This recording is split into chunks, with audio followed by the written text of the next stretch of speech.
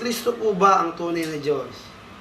Niyo si Kristo ay tunay na Diyos. Yan ay makikita natin sa unang Juan chapter 5 verse 20.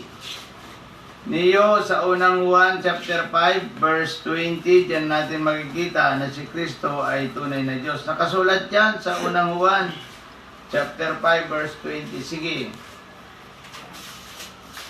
Babasahin ng ating reader. Unang Juan chapter 5 verse 20. Unang Juan chapter 1 Chapter and 5. chapter 5 verse 20. Sabi dito, at nalalaman nating naparito na ang anak ng Diyos at binigyan niya tayo ng pangunawa upang makilala natin ang tunay ni Diyos. At tayo'y nasa tunay na Diyos sa kanyang anak na si Jesucristo. Siya ang tunay na Diyos at buhay na walang hanggan. Niyo, maliwanag na binabanggit dito sa unang Juan chapter 5 verse 20. Si Kristo ay tunay na Diyos at nagbibigay ng buhay na walang hanggan.